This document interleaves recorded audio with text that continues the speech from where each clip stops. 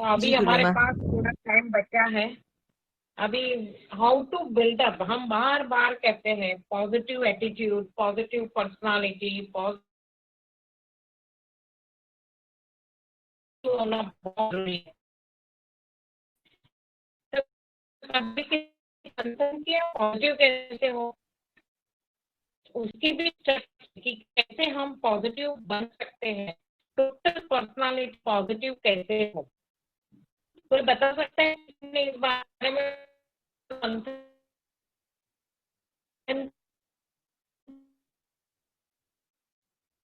किया? इतने टाइम से ये वर्ड हम यूज करते हैं। No reaction.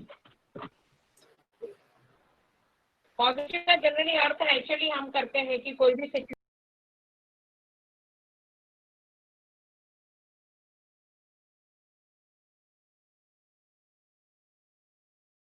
स्थूल सूक्ष्म कारण तीनों शरीर पे हमारी थॉट की इफेक्ट जाती है और थॉट के पीछे भाव होता है।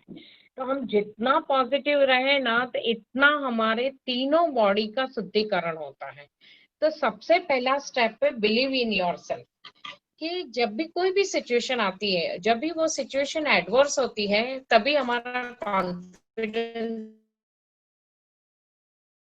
हिल जाता है और हम मायूस हो जाते हैं, दूसरे का सहारा ढूंढते हैं, या कभी कभी सिचुएशन इतनी हावी हो जाती है कि सुसाइडल थॉट पे भी इंसान पहुंच जाता है। और एस्केपिस्ट इंसान होगा तो वो ड्रग का सहारा लेता है कि भाई इससे भागो, थोड़ा दारू के नशे में रहो तो अपने दुख को भूलो, पर वो दुख के सॉल्यूशन नहीं है, क्योंकि वो टाइम बिंग दुख को बुला रहे हो और बदले में आप अपने मन को भी इतना नम्ब कर रहे हो कि उसकी विचारने की शक्ति खत्म हो रही है और शरीर को नुकसान। कोई भी सिचुएशन आए, शांति से अपने साथ बैठो और हमेशा ये परम तत्व, तो परम सत्य को उजागर करो कि I am part and parcel of the divine, I am divine my self. तो डिवाइन जब इतना ऑल पावरफुल है, तो मेरे अंदर भी इतनी ऑल पावरफुल शक्ति है कि मैं कोई भी सिचुएशन को, चैलेंज को फेस कर सकती हूँ या कर सकता हूँ। तो बिलीव इन योर सेल्फ का अर्थ हुआ कि जीवन में कभी निष्फलता नहीं आएगी, ऐसा नहीं है। जितने भी सेटबैक्स आते हैं, उस सेटबैक से कुछ सीख के हमें आगे बढ़ना चाहिए, तो अल्टीमेटली हम सक्सेसफुल हो जाते हैं। तो वो believe in yourself is the first step. और उसकी एक मेथड है, always feed positive thought to your memory bank. कि कोई भी दिन भर आप कुछ भी काम करते हो, अभी ये लॉकडाउन में, अभी बहुत सालों से इतनी हेल्पिंग हैंड था मेरे पास। हम दो लोग की लाइफ में भी बे मेड और एक कुक थी, और सडनली इतना काम आया तो नेचुरली बहुत पहले दिन तो हावी लगा। फिर अपने आप को कंडीशन किया कि I am the same person, 33 crore Devti मेरे अंदर भी है, मुझे सिर्फ उनको उजागर करके अपनी स्ट्रेंथ को गैदर करके काम करना है। तो धीरे धीरे आज कैसे 5 महीने पूरे हो गए मालूम भी नहीं पड़ा। तो कोई भी सिचुएशन हो, कितनी भी एडवर्स सिचुएशन हो, अपने अंदर के डिवाइन पोटेंशियल पावर को जागृत करना चाहिए और पॉजिटिव ऑटो सजेशन हमेशा देते रहना चाहिए कि I can do it, I am going to be successful and I will be successful. This thought has a tremendous positive impact on every cell of the body. कोई भी meeting हो, कोई भी प्रोजेक्ट मीटिंग हो, अगर आप काम करते हो, या always keep your self busy, and meeting में भी फर्स्ट रो में बैठना पसंद करो। लोग फर्स्ट रो से नहीं, सेकंड थर्ड, मेरे सोसाइटी में एजीएम होती है तो भी I prefer to sit in the first row and everybody knows. And कभी कभी बोलते हैं कि आप हमारी प्रॉब्लम को प्रेजेंट करो।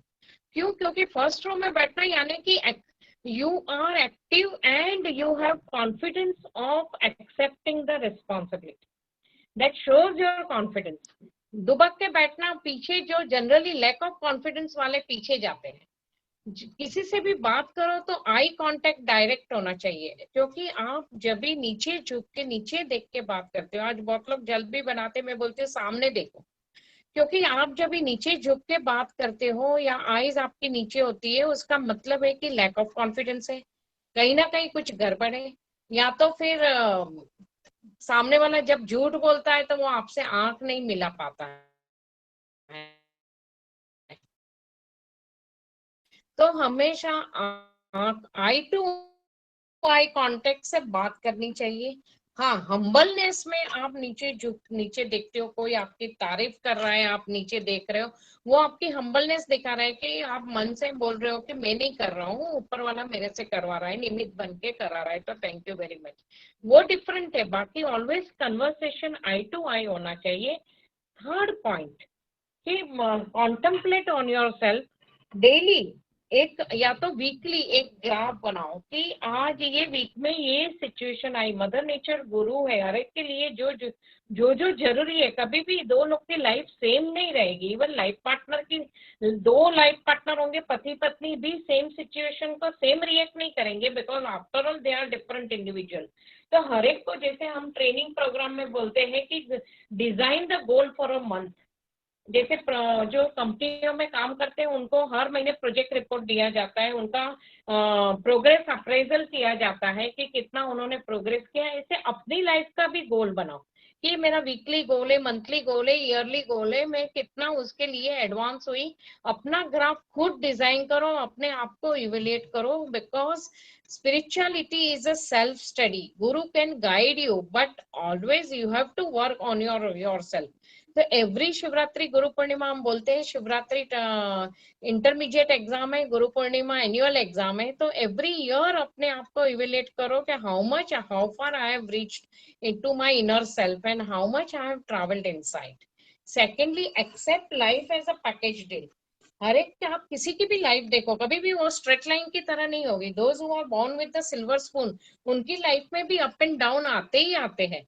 तो जैसे बोलते हैं कि लाइफ को साक्षी भाव से देखो, तो आपको लगेगा जैसे हम पिक्चर देखने जाते हैं तो 3 घंटा वो पिक्चर का आनंद लेते हैं, we are paying for the tickets and we are enjoying. फिर वो कभी हॉरर, किसी को हॉरर मूवी में इंटरेस्ट है तो वो डरने के लिए वो थिएटर में जाता है, किसी को ट्रेजेडी में इंटरेस्ट है तो रोने के लिए थिएटर में जाता है। तो ऐसे लाइफ में भी ये सारे सीन्स आते हैं। तो हमें एक साक्षी भाव से, जैसे मूवी देखते हो और उसमें टाइम बीइंग इन्वॉल्व होते हो, ऐसे जीवन को भी एक साक्षी भाव से देखना चाहिए। और उसके लिए डेली रात को अपने साथ बैठ के दिन भर की घटना को एक पिक्चर की तरह रिवाइंड करना चाहिए। और उस घटना, तो आप में धीरे धीरे साक्षी भाव डेवलप होना शुरू हो जाएगा कि मैं एक व्यूअर हूँ, ये घटनाएं घट रही है।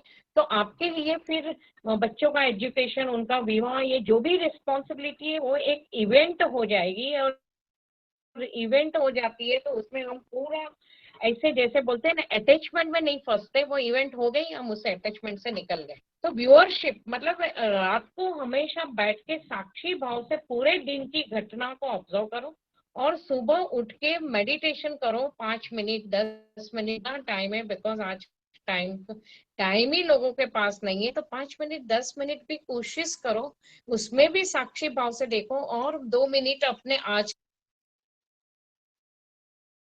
के दिन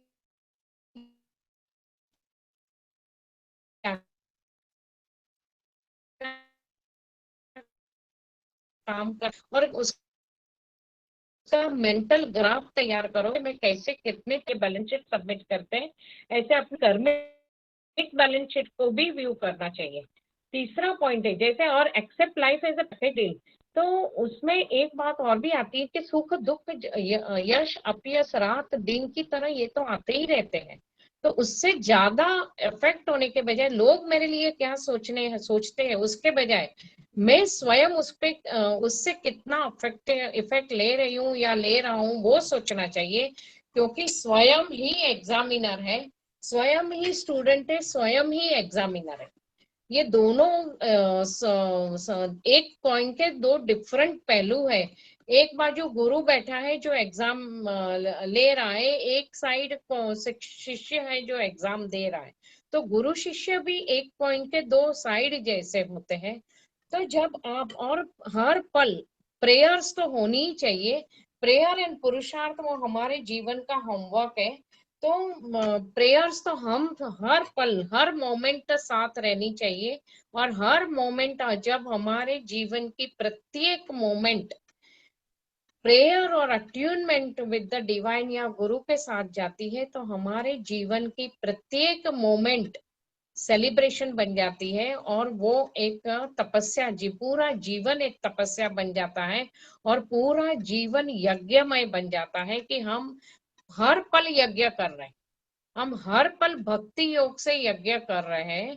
और ये आपको रेफरेंस शास्त्र में भी मिलेगा कि आप जब ऐसा जीवन जीते हो तो आपको एक्सटर्नल यज्ञ करने की जरूरत नहीं पड़ती, आपका जीवन ही यज्ञ है। और इतनी वाक सिद्धि भी प्राप्त होती है कि आपके मुख से निकला हुआ आशीर्वाद भी सामने वाले को फलित हो जाता है, क्योंकि जब आप इस लेवल पे पहुंच जाते हो तो हृदय से आशीर्वाद ही निकलता है, बद्दुआ तो किसी के लिए निकलती ही नहीं है। क्योंकि आप माफ करना सीख जाते हो तो आशीर्वाद निकलता है, तो फिर गुरु भी उस आशीर्वाद को सैंक्शन करा देता है। तो believe in yourself, accept life as a package deal. Third point, search for plus point in others. ज्यादा प्रॉब्लम कहाँ आता है इंटरपर्सनल रिलेशनशिप में? जब भी इंसान, कोई भी व्यक्ति हमारे सामने आता है या हम उसके साथ रहना शुरू करते, करीब रहना शुरू करते हैं, तो तुरंत उसकी डिफेक्ट ध्यान में आनी शुरू हो जाती है। जैसे थोड़े टाइम पहले प्रतिमा जी ने प्रश्न पूछा था कि किसी की हिपोक्रेसी देख के मुझे गुस्सा आता है, I can not stand with it, and generally वो सबके साथ होता है। तो दुआएं तो साथ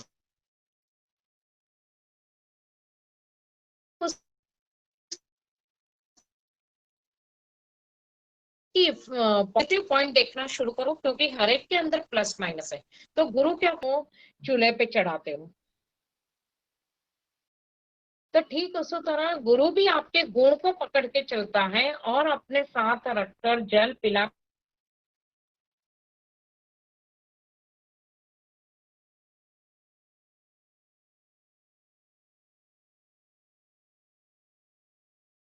तो search for plus point in others and what you want to achieve, help others to achieve that, automatically आपको जो चाहिए वो मिल जाएगा। जनरली हमें जो चाहिए हम उसके पीछे भागते रहते हैं, हम दूसरों को जब उसको प्राप्ति के लिए हेल्प करने की कोशिश करें तो हमें जो चाहिए वो प्राप्ति मिल जाती है। दूसरा ये है कि हमेशा try to remember name of your colleagues, friends, relatives, जितने भी लोगों को आप मिले अपनी मेमोरी भी उससे शार्प होती है। हम आते हैं जिसमें क्या होता है, एक व्यक्ति कुछ बोलता है, सपोजिंग उसको बोलते हैं स्टेशनरी शॉप गया, ये पूरा ग्रुप स्टेशनरी शॉप की आइटम बोलेगा, लास्ट वाला होगा उसको सपोजिंग ग्रुप में 20 लोग हैं तो 20 आइटम याद करके बोलना पड़ता है। तो मेमोरी होनी चाहिए, हाँ हर एक को नाम से बुलाओ, एक पुरानी फ्रेंड भी मिल गई है उसको नाम से बुलाओ। आप देखो जो आपने नाम बुलाया एकदम इंटीमेसी हो जाती है, अरे तुझे को जानती है या जानता है। तो to remember name of your colleagues, friends whom you,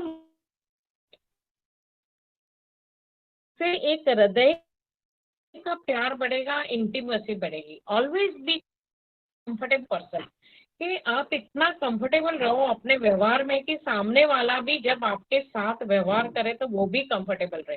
तीसरा पॉइंट है बी इंटरेस्टिंग पर्सनली।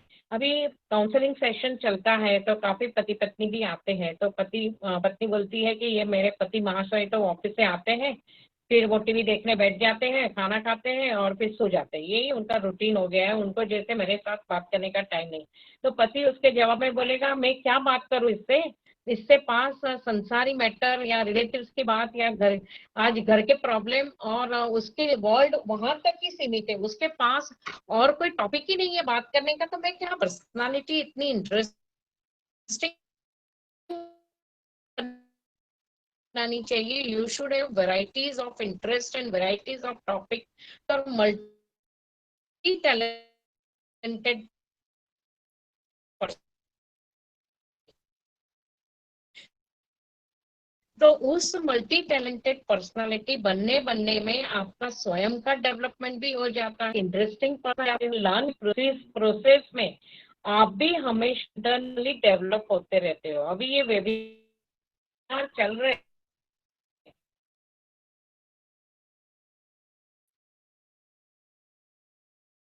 वेबिनार के जरिए अलग अलग टॉपिक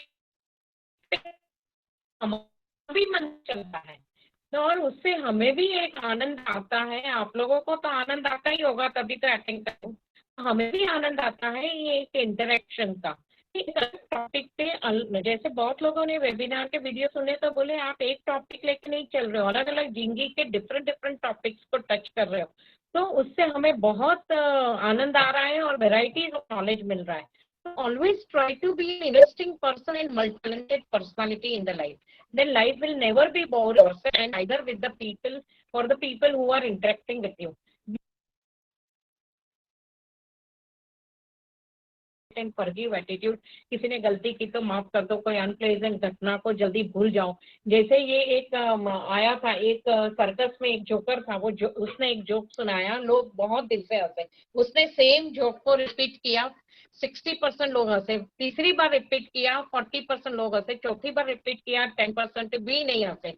तो फिर उसने बहुत अच्छी बात बताई कि एक जोक पे भी आप बार बार नहीं हंस सकते हो, तो एक अनप्लेजेंट घटना को बार बार याद करके आप कैसे उस पर चिढ़ सकते हो, आप कैसे उस पर रो सकते हो। तो ये हमारा ह्यूमन एटीट्यूड हो गया है कि अच्छी चीजों को हम डेलिबरेटली भूल जाते हैं। किसी ने हमें अच्छा किया, थैंक यू वेरी मच बोल के हम जैसे फ्री हो गए कि हमने थैंक यू कह दिया। उसी व्यक्ति ने अगर आपका अपमान किया तो क्या मन में उसको पकड़ के सालों तक पकड़ के रखते हैं, और मौका मिलते ही जब तक उसको मैं बाउंस बैक नहीं करूं मुझे रिलीफ नहीं होगी। ऑनेस्टली बोलना कि ये एटीट्यूड इंसान ने डेवलप की और जानबूझ के वो क्रोध अग्नि में, ईर्ष्या की अग्नि में वो जलता है। तो अगर आपके अंदर वो फॉरगिव एंड फॉरगेट एटीट्यूड नहीं आया तो हीलिंग वाइब्रेशन कभी भी आप एमिनेट नहीं कर पाओगे। तो आप हिलर की संतान हो तो हीलिंग वाइब्रेशन आपको एमिनेट करना है। And learn to show gratitude for everybody. जैसे आज शुरुआत हुई पंच तत्वों से, जैसे मैं सुबह उठ के धरती को प्रणाम करके पाँव रखती हूँ पहले, थैंक्स टू, आँख खुलते ही थैंक्स टू गुरुजी के माय न्यू डे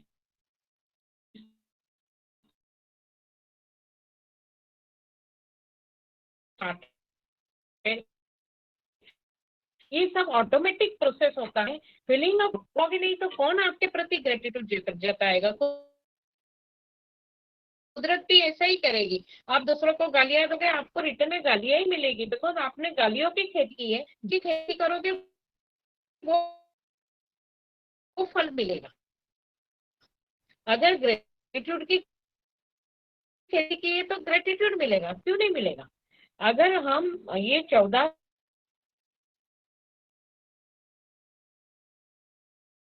तो परदादा का तो सवाल ही नहीं है, पर हम उन्होंने ये हमें कहीं ना कहीं कुछ ना कुछ पितरों से प्राप्त हुआ है, वो हमारे जीन्स में भी है। तो हम जब उन रिंग ऑफ ग्रेटिट्यूड से